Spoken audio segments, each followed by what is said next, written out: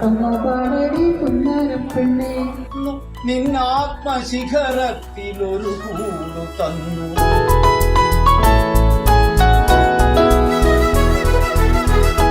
അതിൽ പലരും വളരെ കാവ്യാത്മകമായി എഴുതുന്നവരാണ്. എന്നാൽ വളരെ ചുരുക്കം പേരേ ഉള്ളൂ അതായത് നമ്മുടെ നാടൻ ഭാഷാ ശൈലിയിൽ വളരെ ലളിതമായി ഏതൊരു വായനക്കാരനും ആ ഒരു അർത്ഥതലങ്ങളിലേക്ക് പെട്ടെന്ന് എത്താൻ പറ്റുന്ന രീതിയിൽ ഓരോ കഥകളും രചിക്കുന്നത്.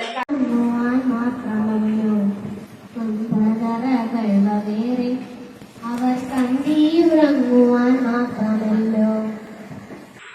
അമ്മാമ്മയും കൂട്ടുകാരും ചുറ്റും വന്നു.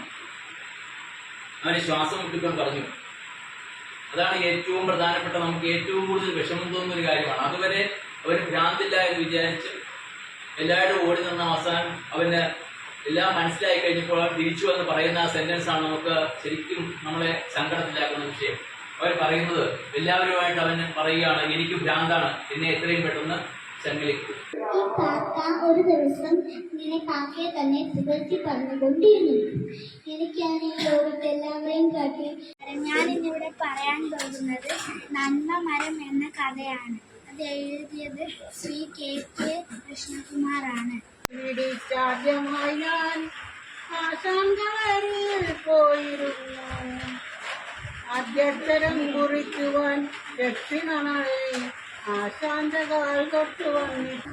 അപ്പോൾ കുഞ്ഞിക്കാവുമ്മ വന്ന് 2 ആഴ്ച കഴിഞ്ഞപ്പോഴാണ് അവിടുത്തെ ബാലഗോപാലൻ എന്നുള്ള ആന ഇടയുന്നത്. അപ്പോൾ ഈ ആനയെ വെടിവെക്കാൻ സർക്കാർ ഉത്തരവിട്ടു. പക്ഷേ ആനയെ വെടിവെക്കേണ്ടതില്ല, ഞാൻ തളച്ചോളാം എന്ന് അന്ന് വൈക്കത്തുള്ള ഗണ്ണാഥൻ എന്ന ആനയുടെ പാപ്പാനായിരുന്ന കുഞ്ചു നായർ ഏൽക്കുന്നു. പണ്ട് തന്റെ സഹോദരിയെ കുടക്കീഴിൽ കയറ്റായിരുന്ന ആ പൂമങ്ങനത്തെ കേസിൽ നന്മയുടെ വറ്റാത്ത ഉറവകളാണ് പത്മനാഭന്റെ കൃതികൾ. ജീവിതത്തിൽ തനിച്ചു പോകുന്നവരുണ്ട്. ഏകാന്തതയുടെ ഹൃദയവേദനയിൽ മരണത്തെ വരിക്കാനൊരുങ്ങുന്ന ഒരു മനുഷ്യനു മുൻപിൽ പ്രകാശം പരത്തിക്കൊണ്ട് ഒരു പെൺകുട്ടി കടന്നു വരുന്നു.